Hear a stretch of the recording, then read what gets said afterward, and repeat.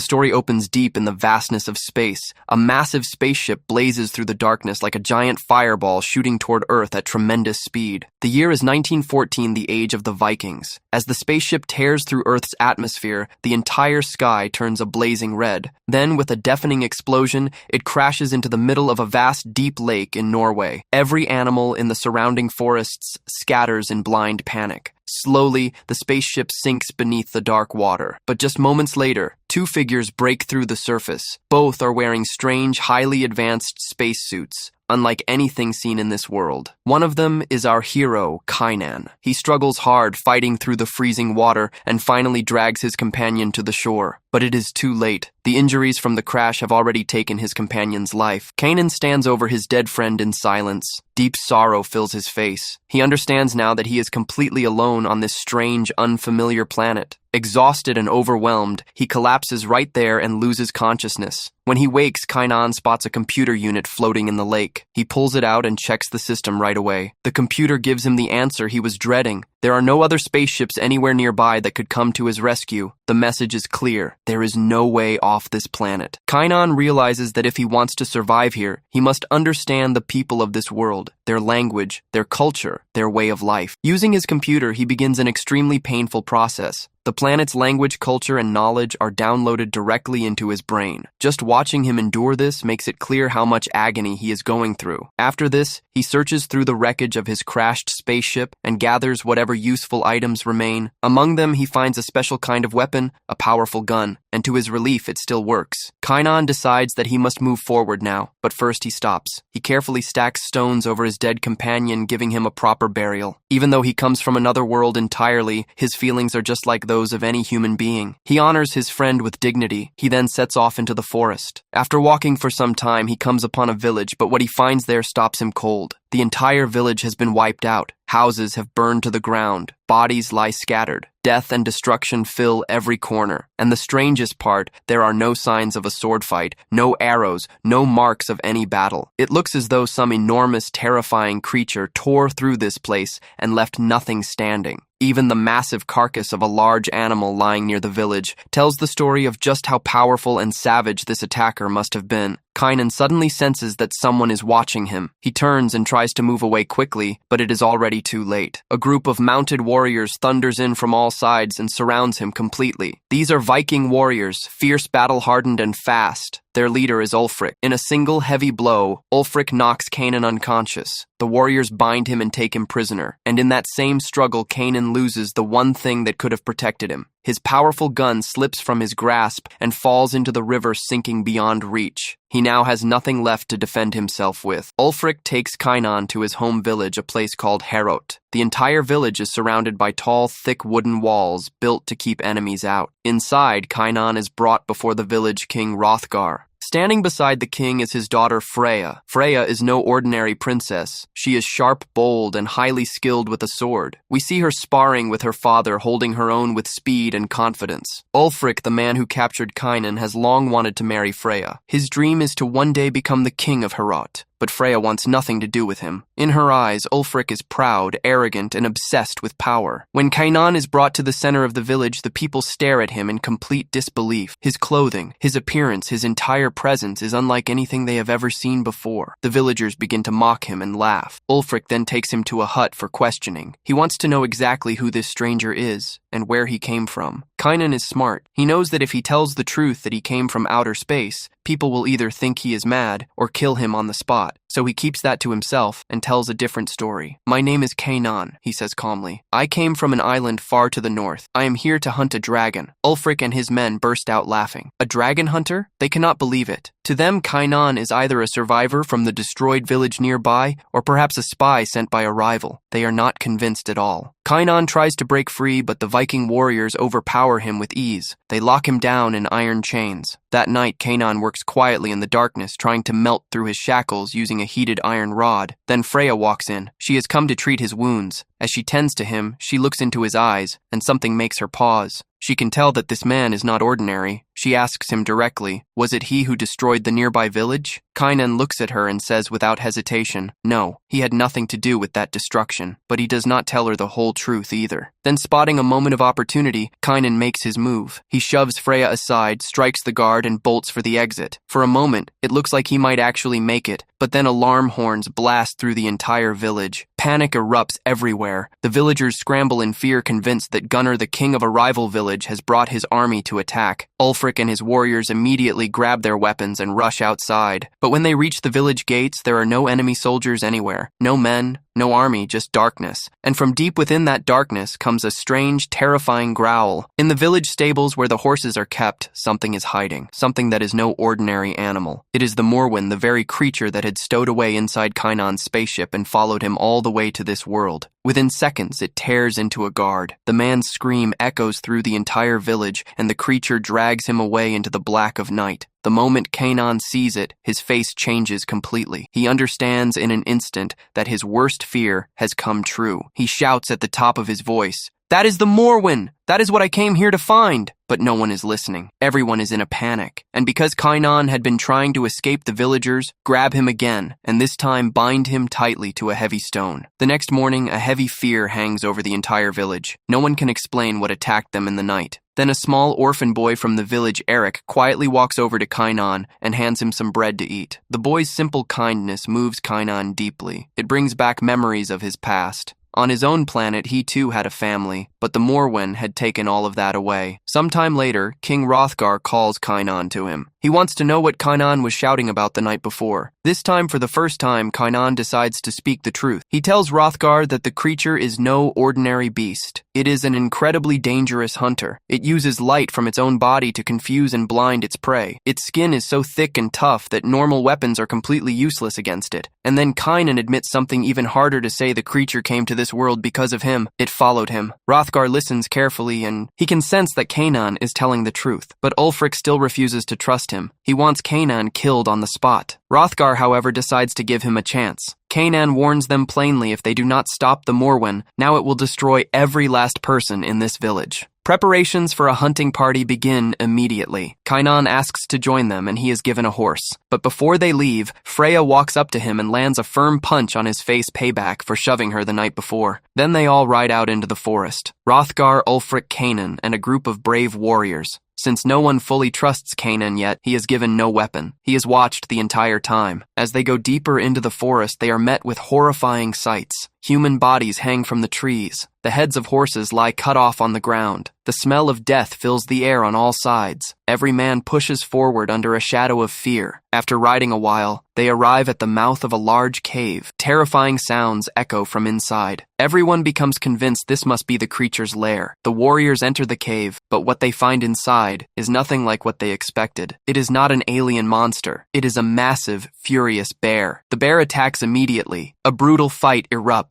The Viking warriors engage it with swords and spears, but the bear's strength is overwhelming. Several men are injured. Then Kynan acts. He reads the moment, perfectly moves at the right time, and brings the bear down. With the bear dead, everyone breathes easy. They believe the danger is over, that this was the creature terrorizing their village. King Hrothgar is deeply impressed by Kynan's bravery. He orders Kynan's chains removed. Kynan is no longer a prisoner. He is a free man. To celebrate the kill, the village throws a great feast. There is food and drink everywhere. People sing, dance, and cheer. For the first time, Kynan stands among them dressed in Viking clothes, and the villagers begin to accept him as one of their own. During the celebrations, young Eric runs up to Kynan. Kynan takes out the sword he used to kill the bear and hands it to the boy. Eric is overjoyed. Even Ulfric, who has never shown Kynan any respect, acknowledges his courage. The two men take part together in a shield game, and for a brief moment, the tension between them seems to melt away. Kynan begins to feel for the first time in a very long time that he has found a new family, but something still troubles him. He knows with absolute certainty that a simple bear did not destroy his planet. He pulls Freya away from the celebrations and tells her quietly, "You are all making a mistake. The bear was not the Morwen. It is still out there, and it will come back. The village is still full of laughter, music, and joy. And then, without warning, everything changes. Burning arrows come flying out of the darkness, raining down on the village. Within moments, the main gate is smashed open, and a fierce army pours inside. At their head rides Gunnar, the king of a rival village. Gunnar believes that Hrothgar destroyed his people. He blames Hrothgar for the deaths of his family, and he has come for revenge. In seconds, the celebration becomes a bloody battle. Swords clash. People scream. The village erupts in chaos. Kanan throws himself into the fight, standing shoulder to shoulder with Freya. Then Gunnar breaks through and reaches King Hrothgar himself. He knocks the old king to the ground and raises his sword for the killing blow, but Kanan gets there just in time and knocks the blade away, saving Hrothgar's life. Gunnar's men drag their leader back. As he retreats, Gunnar bellows across the village, "I will return, and next time I will leave none of you standing." Then he and his remaining men disappear into the dark forest. They think they are safe now. They are wrong. As Gunnar's men flee through the trees, one soldier drifts away from the group and reaches the shore of the eye. Creature swallows him whole. His scream cuts off in seconds. Then the Morwen turns and begins hunting the rest. One by one, soldiers vanish into the night. Gunnar's men think Hrothgar's warriors are pursuing them, but they soon understand the terrible truth. Red and blue light begins flashing in the darkness.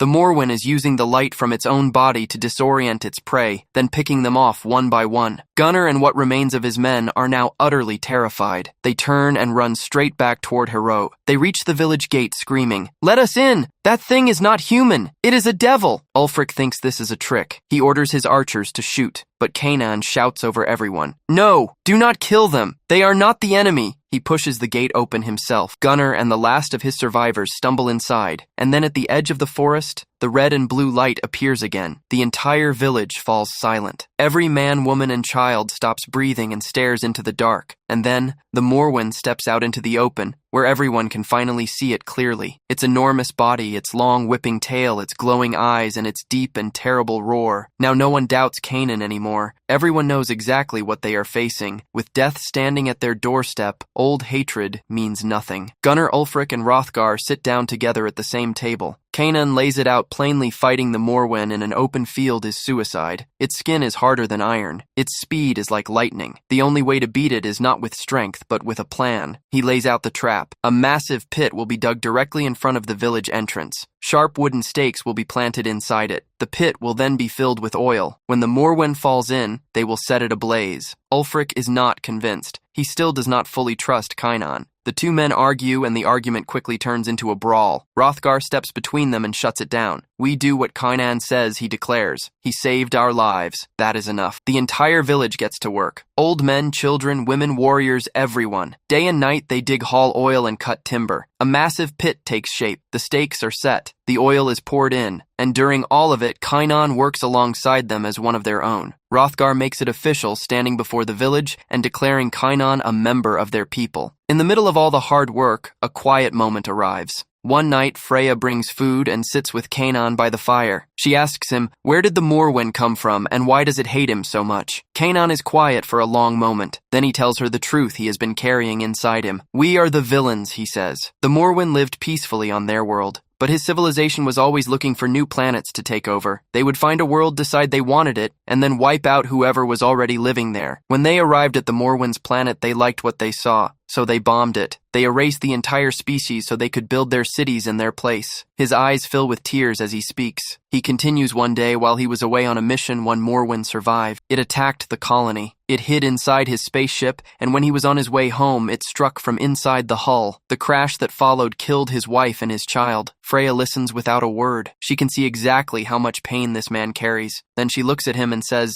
"Maybe what happened was wrong, but it was not your decision. You were following orders. You have to learn to forgive yourself." And then she does something Viking does lightly. She takes out a sword, her grandfather's sword, the heirloom of her family, and places it in Kainan's hands. For the Vikings, this is among the highest honors one person can give another. And in that moment, for the first time, Kainan truly feels that he belongs here. The night of the battle finally comes. Every warrior stands ready. The pit is set. The oil is soaked in. The stakes are sharp and in place. Every hand holds a torch, a spear, or a blade. Kanan and Ulfric take their position outside the village walls. Their job is simple and dangerous: draw the Morwen out and lead it straight into the trap. Kanan hurls his torch out into the darkness. Silence. Then a red glow flickers deep in the black, then blue. And then the Morwen explodes out of the dark with a roar that shakes the trees. It charges straight at them. Kynan and Ulfric run with everything they have, racing back toward the village, crossing the bridge built over the pit. The plan is for the Morwen to follow them across and plunge straight into the trap below, but nothing goes exactly as planned. The Morwen reaches the edge of the pit and stops. It has already sensed the danger below. The villagers stare in disbelief with no idea what to do next. Then the village priest steps forward. He believes this creature is nothing more than an evil spirit and that faith alone can stop it. Praying aloud, he walks straight toward the Morwen, but in an instant the creature kills him with a single blow. His death sends a wave of panic through the entire village. The Morwen now begins moving slowly toward the village entrance. Kynan knows there is no time left to wait. He runs forward and sets the oil-filled pit on fire himself. Within seconds, the entire pit erupts into a roaring sea of flame. Massive walls of fire shoot up into the night sky, and the Morwen falls straight into the blaze. The villagers erupt in cheers. They believe the monster is finally dead, but their celebration does not last long. From deep within the fire comes a thunderous roar, and then the Morwen claws its way back out of the flames. It is alive. Its body is badly scorched and burned, but it is not dead. If anything, it is angrier and more dangerous than it has ever been. In a rage, it charges straight into the village and begins tearing everything apart. Houses collapse. People run and scream. Warriors are cut down one after another as they try to fight back. And then in the middle of all the chaos, a terrible secret comes to light that no one knew. The Morwen is not alone. It has a child. While all the warriors are focused on the full-grown Morwen, the young one quietly slips through the village and reaches the part where the women and children are hiding. Freya draws her sword immediately and puts herself between the creature and the others. She fights to hold it back. But the young Morwen is also horrifyingly powerful. Within moments, Freya is overwhelmed and in serious danger. At that moment, King Hrothgar arrives. He steps in front of the creature without hesitation, planting himself between it and his daughter. The old king fights with every last bit of his strength, but his body can no longer keep up, and the creature is far stronger than any human. In a matter of moments, the young Morwen strikes him down, leaving him gravely wounded on the ground. Kynan and Ulfric arrive, but they are too late. The adult Morwen sweeps in, scoops up its young, and disappears back into the darkness, leaving behind only death and wreckage. Hrothgar lies on the ground, barely breathing. Freya drops to her knees beside him. Moments later, King Hrothgar is gone. The entire village falls into deep silence. Their king, the man who led them, trusted Kynan and held them together, is dead. By morning, Herat is almost unrecognizable. Many warriors have been killed. Houses lie in ruins. Grief is written on every face. Freya sits beside her father's body, weeping quietly. Ulfric stands alone with his head down, blaming himself. He failed to protect his king, and that failure is crushing him. Kynan understands that time is almost gone. The Morwen will return, and next time, there will be nothing left to save. He tells Eric and the remaining villagers to leave to take the boats and get to safety as fast as they can. But Kynan himself is not going. He has one thing left to finish. He goes to Ulfric. The man is broken. I am not fit to be king, Ulfric says. I could not even save my own. Kynan puts a hand on his shoulder and looks him in the eye. You are not alone, he says. We end this together, but this time we do. Not wait for them to come to us.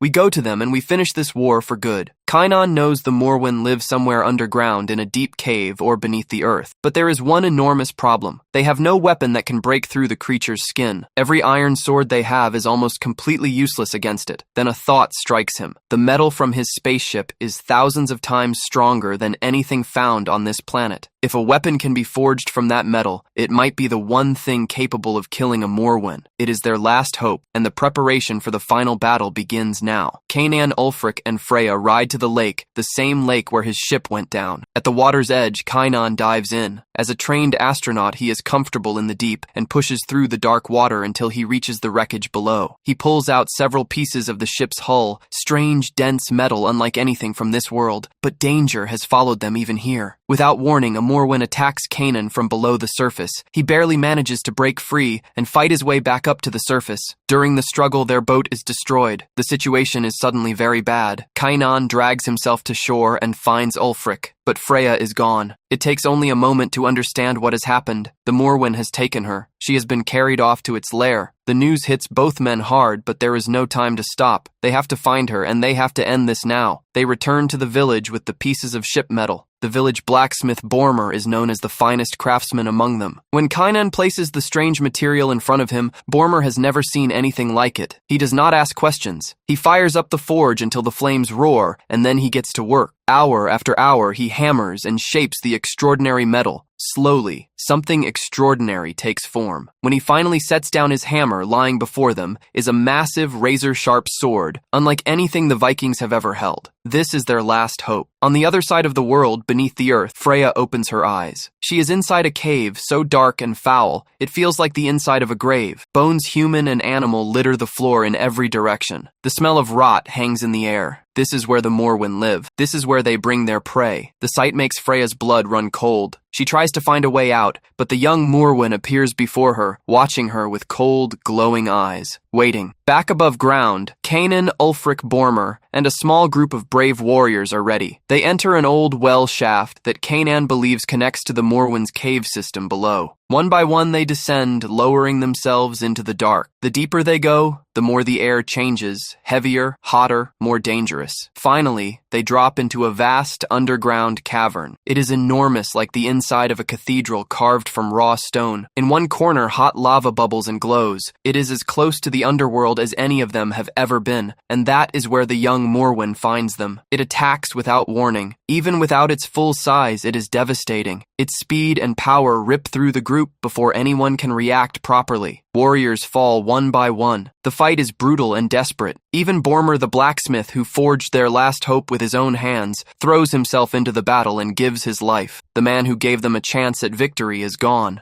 Every loss cuts deep, but there is no way back now. And then from somewhere deeper in the cave, they hear a voice. It is Freya. She is calling out. She is still alive. That sound reaches every man in that dark, burning place and lights something up inside them. They push forward as fast as they can. On the other side of the cave, the wounded young Morwen is closing in on Freya. During the fight, its eyes were damaged. It is now nearly blind, attacking purely on sound. Freya holds herself completely still, barely breathing, but the creature keeps moving closer, drawn by the slightest noise. Kynan and Ulfric are fighting to reach her, but they are still too far away. Then Kynan makes a split-second decision. He hurls his new sword across the cave, with everything he has sending it spinning straight toward Freya. She catches it. At that exact moment, the young Morwen leaps at her. Freya raises the blade at precisely the right instant and drives it forward with full force. The sword tears straight through the creature's head. The young Morwen drops dead on the spot. Silence falls across the cave. Freya is not trembling. She is not crying. Her eyes burn with something cold and fierce, not fear, but fire. Kanan and Ulfric reach her. Seeing her standing and alive, everyone lets out a breath, but the relief does not last. Because deep inside this cave, something far more dangerous has arrived. A deafening roar rolls through the underground tunnels. Everyone freezes. The adult Morwen has come. It moves slowly to where its child's body lies. For a long moment, it stands there looking down. Then it raises its head, and the rage in its eyes is like nothing they have seen before. It is done hunting. Now it wants blood. It charges. The battle inside the cave is savage and desperate. Every strike from the Morwen carries the force of death. Kynan, Freya, and Ulfric give ground, dodging blow after blow, knowing full well that holding their position is not possible. They push for the cave exit. The Morwen pursues them without stopping, relentless and furious. The chase leads them up and out to the edge of a high cliff above a roaring waterfall. In front of them is a deep, dark drop. Behind them is the Morwen. There is nowhere left to go. Case. And then Ulfric stops. He does not follow. He turns back to face the creature and takes a firm grip of his sword. He understands now what has to happen. If no one slows the Morwen down, none of them survive. This is his moment. This is his choice. Ulfric charges at the Morwen head on. He hits it again and again, pressing forward with everything in him, keeping the creature's attention, buying Kanan and Freya precious seconds. But the Morwen is too powerful. It seizes Ulfric and drives him into the rocks with tremendous force.